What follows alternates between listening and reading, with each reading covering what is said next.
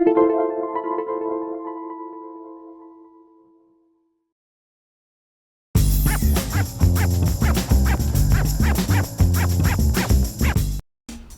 to MyLITV.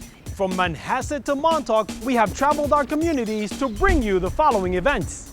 I'm your host, Waldo Cabrera. MyLITV starts now.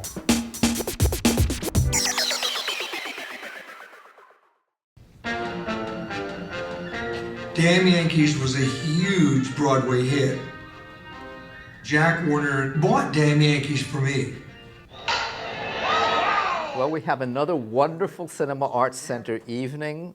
Tab Hunter was the all-American golden boy of Hollywood in the 50s. Women swooned over him, and he's written this wonderful book, Tab Hunter Confidential, and this film, Tab Hunter Confidential, is out now, and it is absolutely fantastic.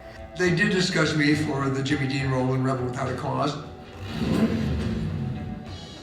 Can you imagine that? It was an actor by the name of Paul Guilfoyle who got me my first role. So he heard about a film about a young man who had lied about his age and been in the service. So I said, that's me. So I walked, there were a lot of people waiting to meet the director and the writer. As I walked in, the writer looked at me and said, that's the boy I want. Operation Bikini, starring Tab Hunter. They gave me a new name. They said, we've got to tab you something. And I showed hunters and jumpers, horses, because horses are my life. I love them. And so it became Tab Hunter as opposed to Tab Jumper. And then I did the Island of Desire with Linda Darnell, and that picture kind of went whoo, and threw me out in front of a lot of young people. And all the movie magazines started photographing me, and it was all actually very difficult because I wasn't comfortable in that skin. Jack Warner and I never discussed my sexuality whatsoever. As long as I didn't destroy this image they were creating, that was important to them.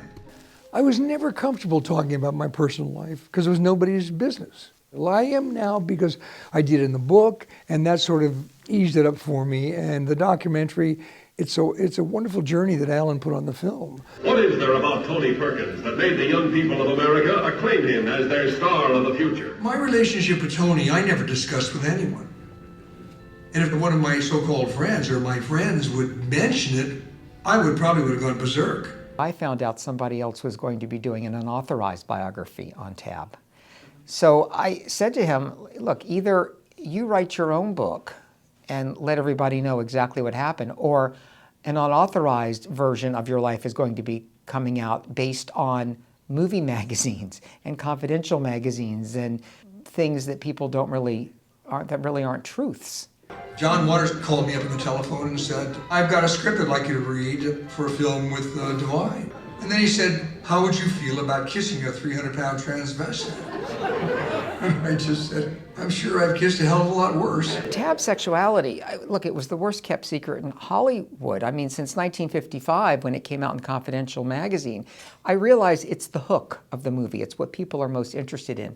It's the thing that least interests Tab. He'd rather talk about his horses, his co-stars, his classic movie, anything but that. So I think it took a tremendous amount of courage. I was sick of Hollywood, sick of the media, and I had just about lost faith in everything. He is in control of what he says on the camera, but it did take 7 years to get the information I needed to get out of him in a way that satisfied me as a producer. You know, if I asked him a question 7 years ago and he kind of skirted around the issue, I would ask him again 2 years later in the hopes that maybe he'd give me a little more. And by the 7th year, I finally, when you edited everything together, I got the perfect movie. Tab Hunter, who was every high school girl's idea of a dreamboat. He was a boy who never seemed to get any older. Well, he has. I hadn't really thought about Tab Hunter in many, many decades and was bowled over by what an interesting life he had and how intelligent the film was. I always liked him from the outside, a really good-looking hunk. I always had a crush on him. Now I learned he's a great person. People were coming out, and that was their choice to do so, and I respect that. I don't believe that a young leading man or woman can come out. I mean, there are people who have come out, but they're not leading men or leading women. And if someone can relate in some capacity to this journey that I've been on in relationship to the journey that they're on, that's good enough for me.